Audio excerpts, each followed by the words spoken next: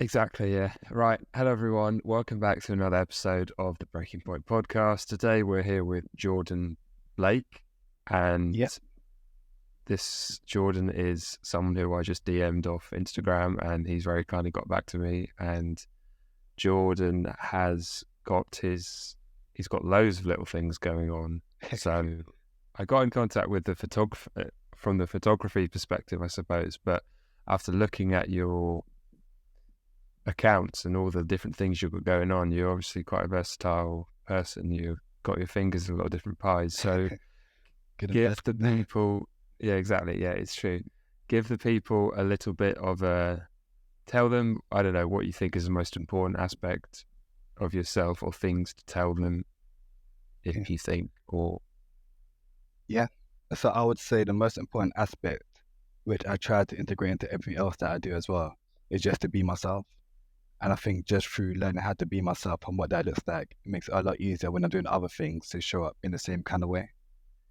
So whether it's like photography or like music, or like the clothing stuff I'm trying to do, or like the enterprise stuff, it's always going to have the element of me to it. So it's not like I'm doing much, like a lot of things differently, but it's just doing the same thing in different environments. Okay, oh, that's a cool. So I like that. You are sort of taking your essence and putting it into different aspects of your interests and trying to Yeah, keep yeah, the theme of you consistent. So yeah, what have you got? You've got your music. yeah. Photography. I'm working Yeah. on a social enterprise at the moment called Motivate London, which I kind of hope to aim to build my own platform first and then use that platform to help other people build their own platforms. And then the whole concept behind that is just the kind of concept of individuality. So kind of helping people find what they're supposed to do or like what they actually enjoy doing and not what society dictates that they should be doing based on like their environment or like the kind of labels placed on them kind of thing. And what are you in the music? Are you a producer or are you a rapper? What is it that you A do? rapper. You're a rapper. Okay, Yeah, I cool. rap. So Yeah. I listened to your track. I can't remember what it was called, but I remember the Tribe. thumbnail. Like, yes, it was. Yeah, the Tribe. Yeah, yeah. That Yeah, was. I like yeah, that. I like yeah. the. Good, good. Thank you. Thank you. Yeah, that was good. So I suppose this is quite a bit of a weird. This is a new sort of podcast for me because you don't have like one thing that you're at one industry that you're really sort of going in, and you've got a specific. You're more versatile. So I suppose what shall I ask you? What should we talk about? Um, what is your when you do photography, what is your Yeah. style of photography? I Is would that question? say, I don't well, know. yeah, yeah, yeah. With photography, I'll say where I'm still pretty new to it. So I've been doing it about 2 years now. Um, I do like street photography, learning to do that more like studio shoots, but I enjoy capturing very like natural moments. So whether it's like a picnic and everyone's just enjoying themselves or like just seeing people's like interaction with each other. So I feel like there's still like always gonna be like essence where I could get that from, whether it's a studio shoot or whether it's like a wedding or like a live event or something like that. There's always gonna Okay. be that essence of that authenticity that I like to capture. What is it about music that I calls to think you? so. Where growing up, I was like a very quiet child. Um, Hmm. I think music, in a sense, kind of gives me like a voice, but also at the same time, it's like a journal as well. So I can hear like old Yeah. songs and then kind of remember like where I was at the time. Um, and the same like when I hear other people's songs as well, it's like you'll hear a song that you didn't hear for ages, and it kind of takes you back to that time when I was in the car listening Mhm. to this, or I was with my friends doing this when I first last heard this.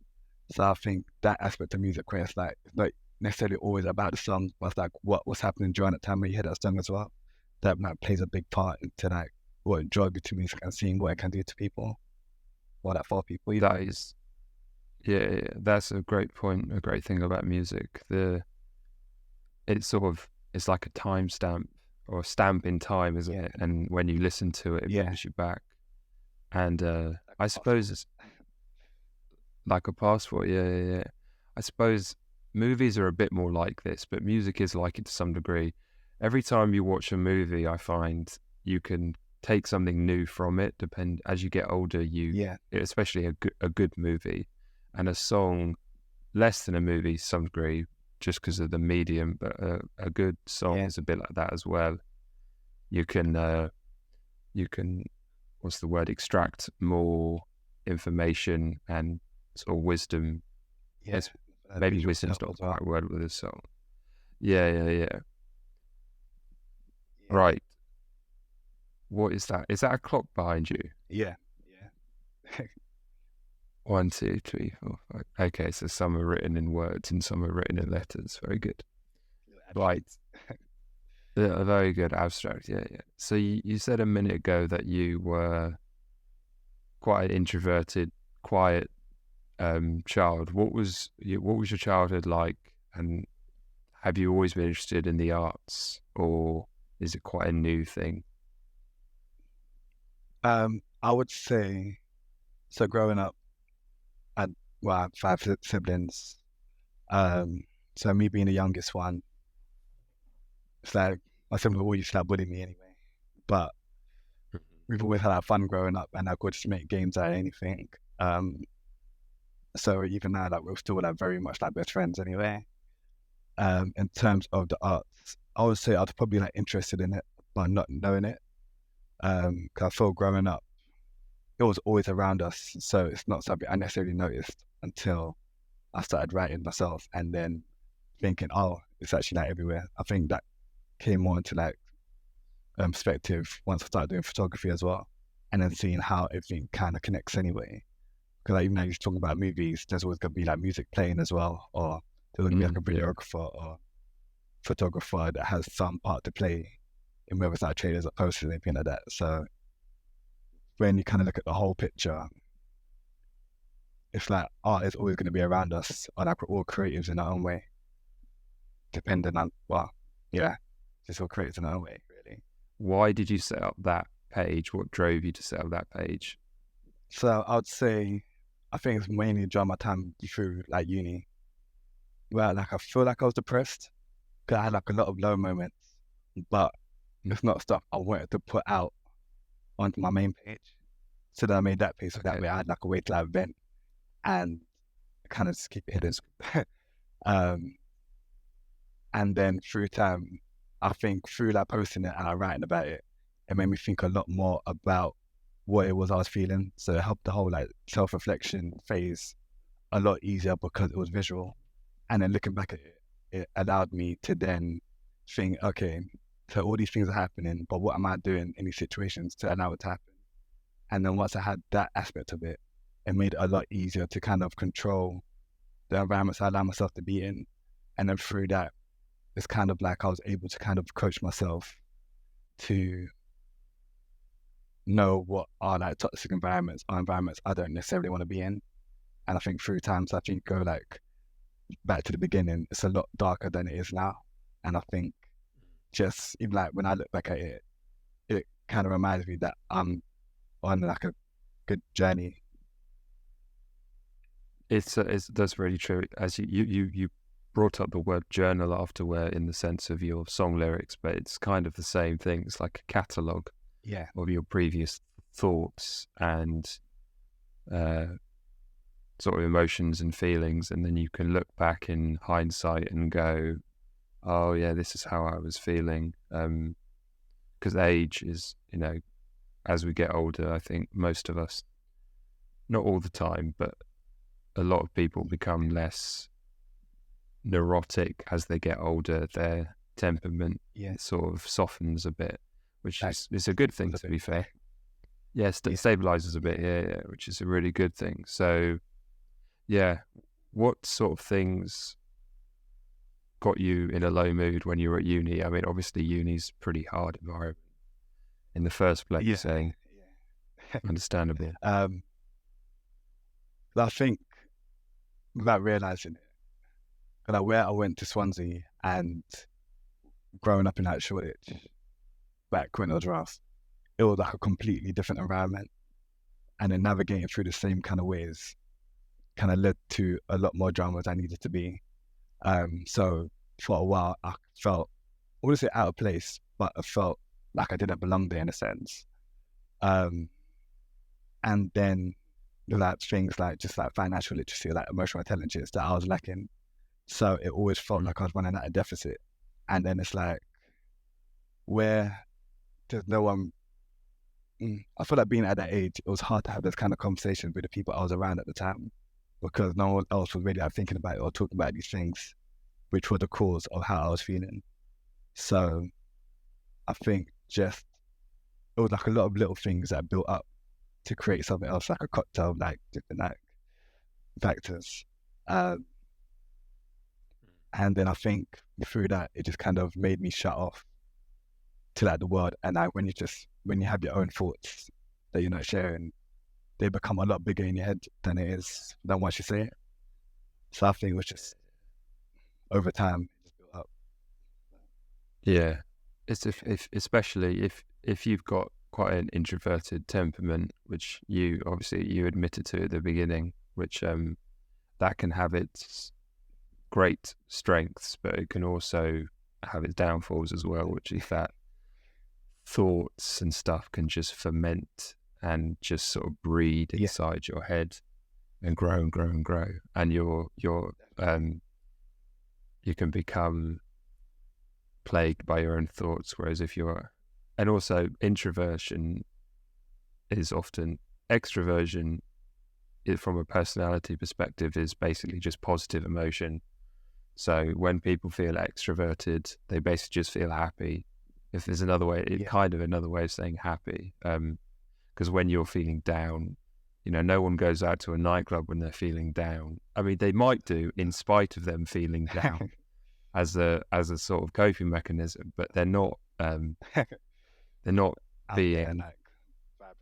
Yeah, exactly. So exactly when you feel down and depressed, you tend to go in on yourself anyway. So it's which is quite often a bad feedback loop, because you become more withdrawn, and then you get more anxious, and then you become more withdrawn, and then you get more anxious, and then it just sort of goes on and on and on. Spiral. It's just a spiral, yeah. So it gets pretty difficult. So it can be hard. But would you say that your creative streak is a great antidote to that sort of self judging thought processes and patterns that you have, or sometimes have? I would say it took a while to get to the point where it is now, but I think initially I still had like a very strong like victim complex. So me like writing songs before was more of a way to reinforce my own thoughts, because I think even like with songs, the more you hear it on repeat, the more it kind of like resonates with you. So it's like, me feeling bad about myself and then writing songs about feeling bad about myself, then listen to the songs about feeling bad about myself, made me feel like I had to feel like bad about myself really. But then it's like, it's just, what do they say about like the stories you tell yourself about the ones that come true or something like that. So it's like, if I wanted to get out of the cycle, then I had to change my way of thinking, or like the way I viewed myself, in order to help myself get out of it. Yeah, definitely.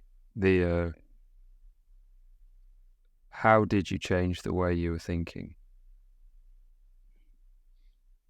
So I think that's where the BlACK Thought page kind of helped a lot with that.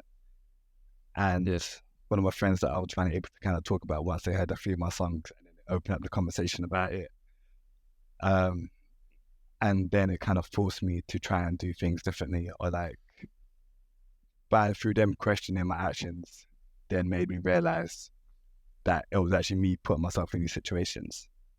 So then once I had that awareness of it, it helped me navigate a little bit better. And then it just kind of opened up the the darkness a little bit to see like a little bit of light, and then I kind of focus towards that to then see like what else was around me, kind of thing.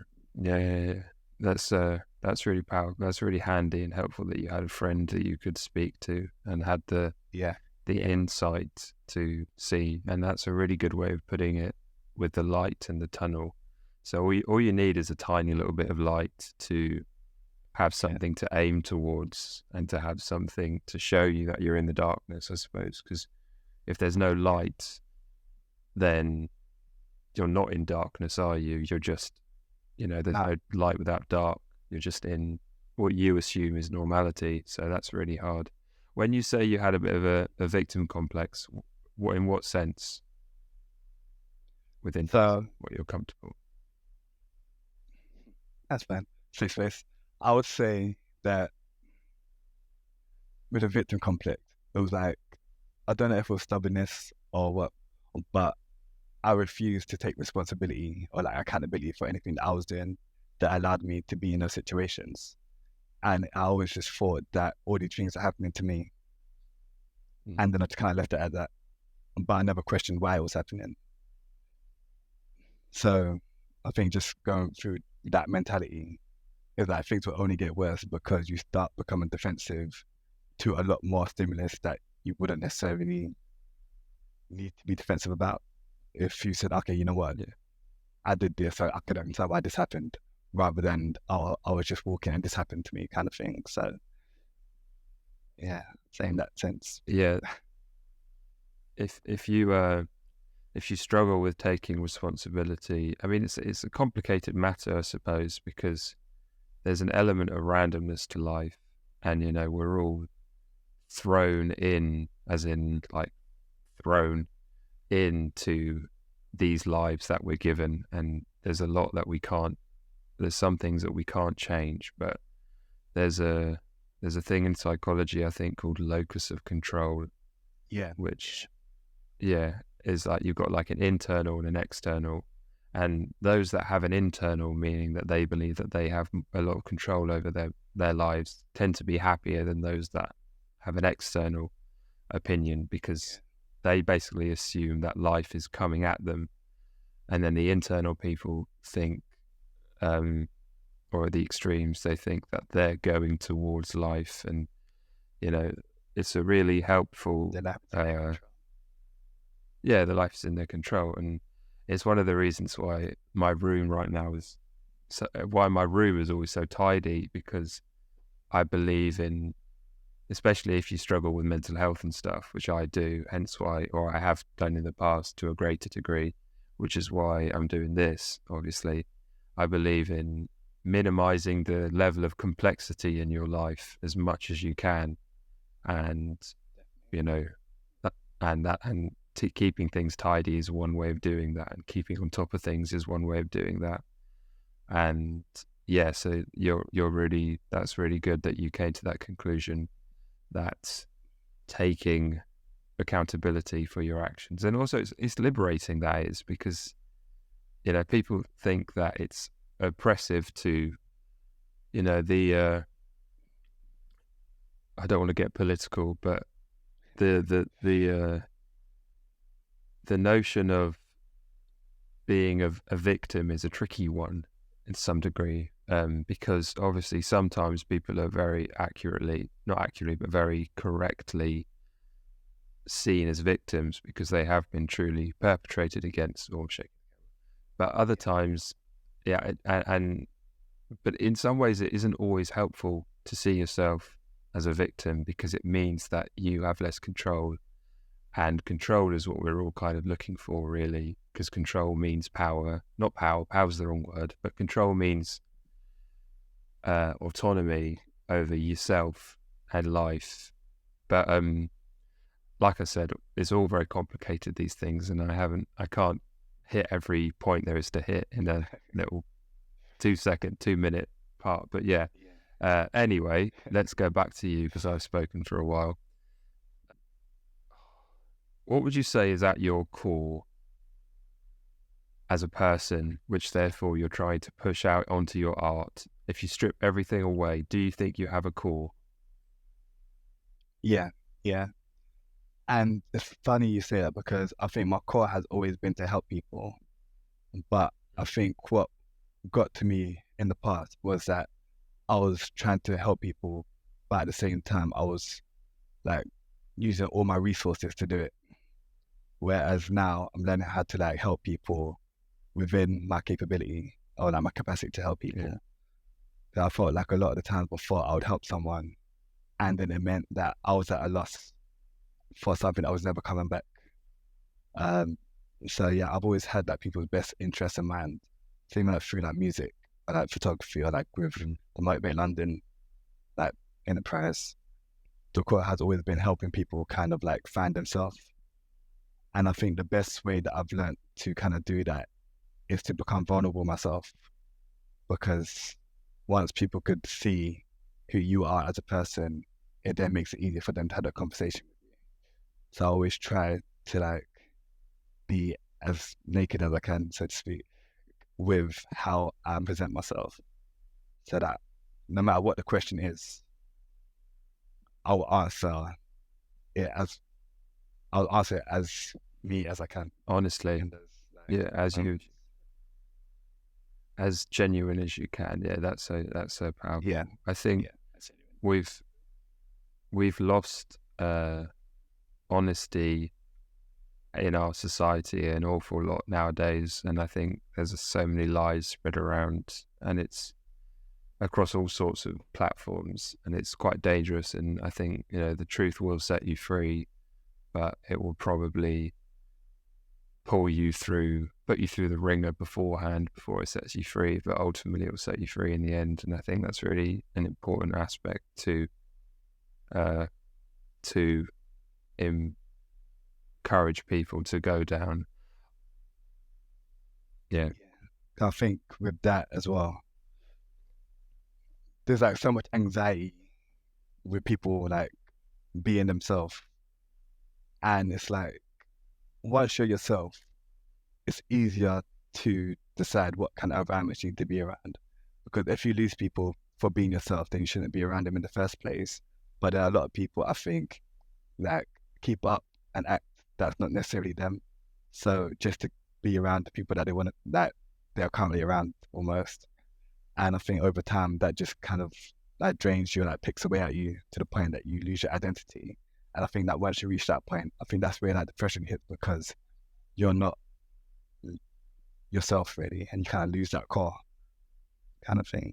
yeah. Well, my experience That anyway. that absolutely. I mean, that's one of the most common things. It probably is the most common thing that you hear on like studies about people on their deathbed and just before they're about to die and stuff. They always say, it's like the number one thing. I wish I'd lived a life that was more genuine to me. So absolutely. And I think going back to the caring about what people think, there's a quote that I absolutely love, which is when you're 20, you care what everyone thinks.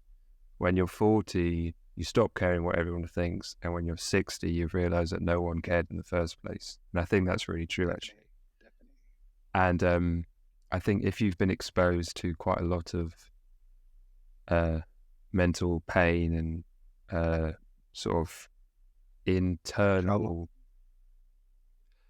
I mean, maybe not trauma. That's a bit extreme. But I mean, probably trauma as well, but I won't say that because I don't know enough about that. But I just mean internal turmoil and, overthinking and analysis. I think you reach that conclusion a bit quicker than maybe other people do. Maybe not. Maybe it's just a case of, you understand what I mean? You reach the conclusion that people didn't care in the first place a little bit quicker just because of your experiences and your tendency to overthink things. Yeah, exactly. Motivate London. Okay, cool. Yeah. So what's that going to look like? Is that going to be a website? Is it going to be a Instagram page? It'll be so it has an Instagram page and work on the website at the moment. And then with that, I want to have like a blog page on it. So it kind of ties in at the BlACK for Thought, the photography side of it as well. So I do the editorial like photography with like concepts and kind of go into more details about certain subjects. The blog page, I kind of want to invite other people on to kind of share their story and kind of talk about who they are as a person or like what they've the challenges they've been through, or like the lessons that they've learned, kind of thing. Because I think through my day job, I learned how beneficial having like a mentor could be. So, and that's just someone sharing their experience and kind of making you have like a shortcut to get to the same stage where they're at. And I don't think that should just be limited to a professional sense. So it's like once you could able to transfer that and give people like life advice and life skills, because people would resonate at different levels anyway. So all it takes is one person to say, oh yeah, this was my journey and this is what I went through, but this is how I overcame it. It would take someone with the same journey or like going through the same thing to feel, oh, you know what, I never thought about that.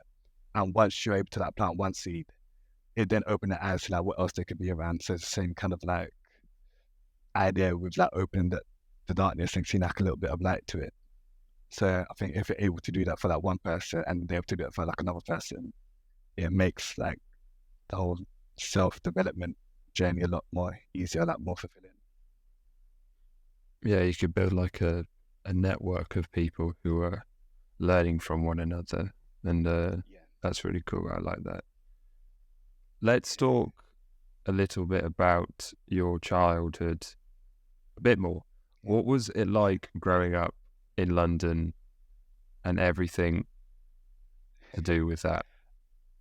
So I would say growing up in London, looking back, was pretty terrifying, but to the point.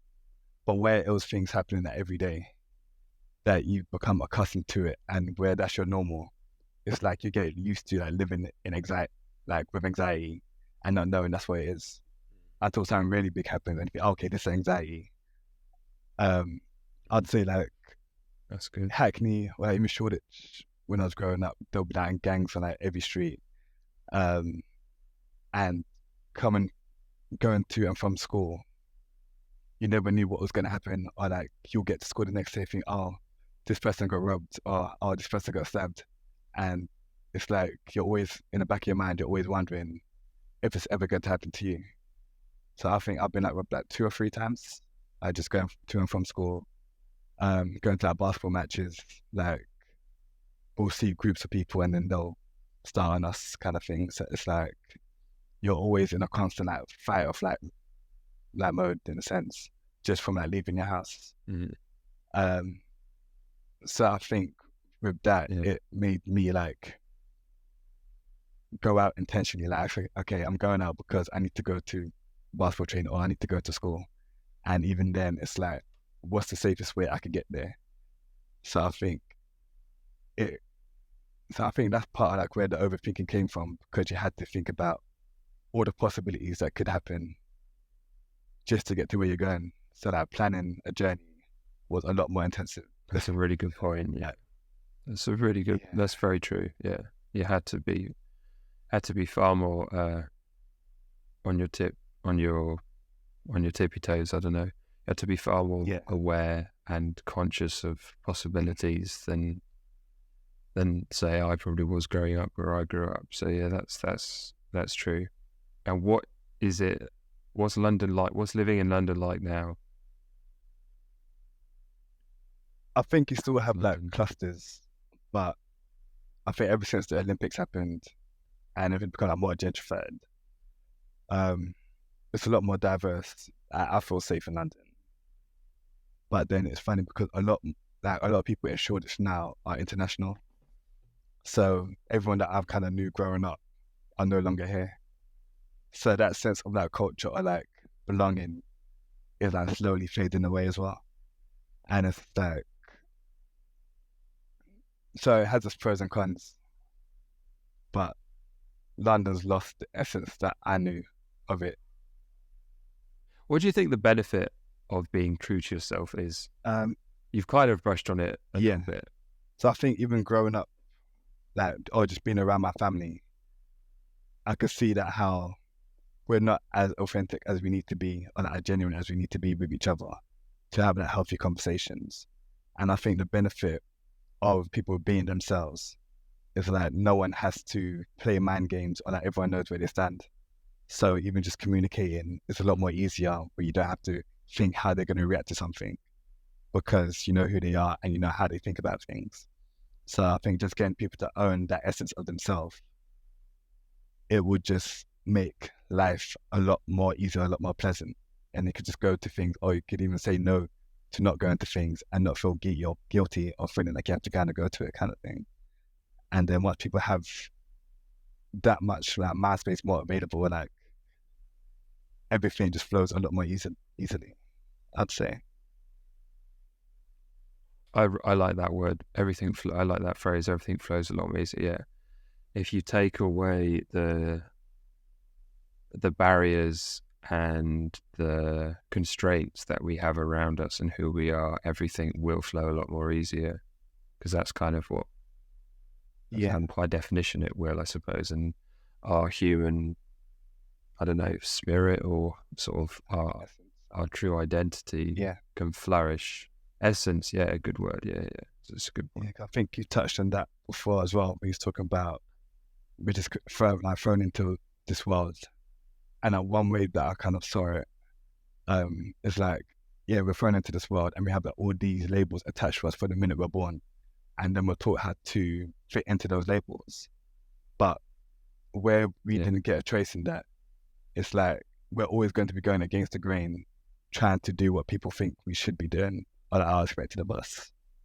So I don't know if you saw that on my page. So during the whole like Black Lives Matters protest, Britney Spears reposted one of my pictures, and then that kind of went viral.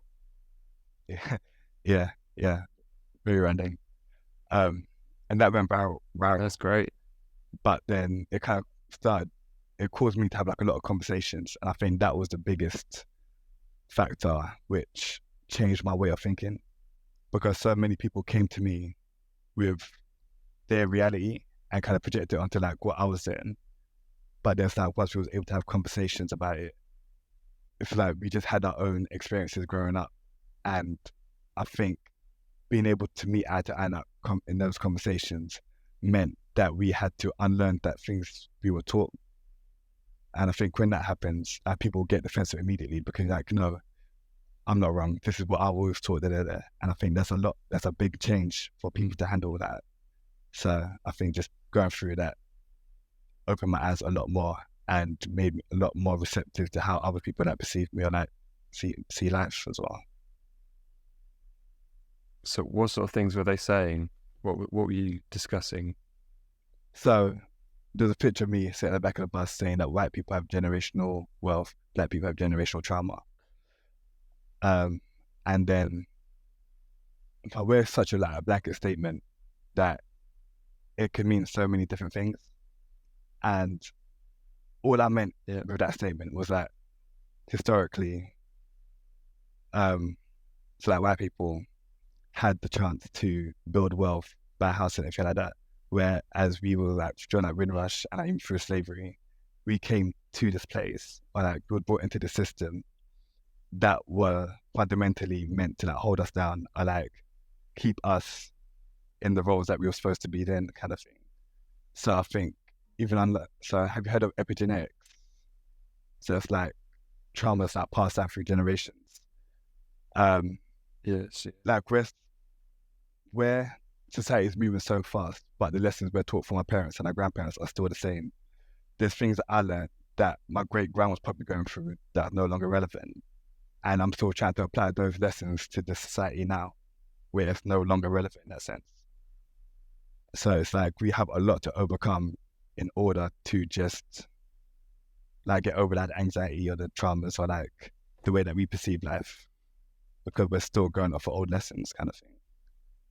And I think through having that conversation, like many conversations, like it just really highlighted how we're all at different levels of understanding of our history and like what our lives were like and our experiences were.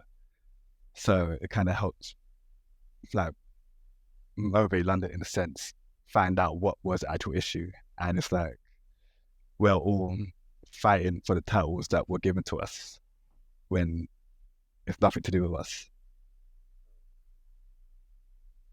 That's very very well said. Fair play. So what is your opinion on, because the left side of politics play a lot of identity politics, which is they categorize people based on their demographics, and they sort of reduce them to you're black, you're white, you're straight, you're gay, you're a man, you're a woman, and there's a void and a lacking of individuality there, not judging, but perceiving someone through the lens of the individual. Yeah. What's your opinion on that? Because obviously those things are important, but for me personally, I always like to look at people as an individual rather than a list of their demographical positions. So do you get that? So with that, I'd say that I think just how the country is run and the system that need to be in place for a functioning society, there always need to be like a higher, middle, and lower class. So, like back in the days, racism is what was used. No, so that even more recently, like racism was like what was used to kind of hold people down. But then when you break racism down, it seems more of like the social class. So where historically black people weren't wealthy, all the like stereotypes of like poor people were associated with black people because of like their social class. And now where that's becoming less irrelevant, but we still have the same stereotypes, that's where I think is racism is still a thing, because we still get judged from like our old like wealth class, but it's still just a way of like just separating people and like segregating them. I think when people are segregated, it's a lot easier to control. And I think where not as many people have the kind of conversations that like me and you are having now, it's harder to kind of see that those walls or those barriers don't actually exist, but it was just like man-made, or like you're taught to believe that they exist. And the minute, so like for example, when I went to Swansea, my perception of it was that I'll get there and everyone will be racist because I'll be the only black guy there. And I get there and everyone's like friendly and was like, oh, hey, UK, oh, how about this? And they're trying to help me out and help me do things. And that threw me off because I went over there with my defenses up, and then to see that made me realize that it's just the environment I was in that made me believe the world was like this kind of thing. I don't know if you watch anime, but if you ever seen Attack on Titan, I've heard of it, but I haven't watched it. Yeah, and I think that anime, because for about 100 years they're living inside this like wall, and they're taught that there's nothing out there, and if you go out there, you'll be eaten by like these giants, and eventually they get out there and realize there's like a whole nother world that's not written in any books, anything like that. And I think that's how society is now. It's a lot like now, where it's like we're taught that if we go outside or go against the grain, there's nothing but danger that awaits us. And then just to actually go there and like go out there and still be okay, it's like very like, what do you say, revolutionary? It changes your mind, your perception. Revolutionary, yeah, it's like, yeah, absolutely, 100%. And just I've always in my more, yes, carry on. I was gonna say, so it's just finding a way to get people to that point to go and explore. It's like when people say that you should go skydiving and just get over that perception that you have of it. I think it's the same kind of thing. But yeah, it's part of the reason why this podcast is called the Breaking Point Podcast, because I believe that beyond that breaking point is something greater than we understand. And in my more conspiratorial moments, going back to what you just said a minute ago about how these barriers that are around us, I often wonder that the labels that we have put on us and the perceived battle between these labels and demographics is actually just a distraction technique from people above us to keep us occupied and not notice on the actual oppression that goes on in society nowadays, like, or another form of oppression like the food that we eat and the drugs that we take and the chemicals we're exposed to. And I don't know, in my more conspiratorial moments, I wonder that, not that I'm not reducing at all any of the other oppressions, but I just wonder if because I think you said it's the notion of we're fed to believe that out there are dragons and demons and monsters, but actually it's not. It's similar to that. Yeah. Cause I watched a documentary not a documentary, a film on Netflix called The Clone, and in that film, it's like everyone had their role to play. So there was like a drug dealer, like a prostitute, and it's like they all had their role to play in holding that area like to a certain thing. So they kind of fed people and held them down pretty much. So then that's where like drug users and everything came down. So it stopped people from progressing. Yeah. And I think that's a lot like where society is at now, where like through titles and labels and then stigmas against those titles and labels, it stops people reaching out or going out of their comfort zone to find new areas. So I think I'd wait pretty much just like a social CV, really. And it's like, okay, these are your qualifications. This is what you can do, kind of thing. But that's a great way of putting it. Great phrase, social CV. Yeah. Your social CV, your privilege and victim CV as well, yeah. Yeah, in some ways, yeah. I like it. Very good. Your entitlements and your benefits. Yes, exactly. Yeah. Right. I think that is probably a good place to stop because, yes. So it was a great conversation. Right. Great. Brilliant. Thank you, everyone, for watching. Thank you, Jordon, for coming on. I hope you've had a good time. I certainly have. You've taught me a lot. You've opened my eyes to multiple things. So I've really enjoyed your refreshing take on things. So fair play to you. And I'll see you on the next one, guys. Peace.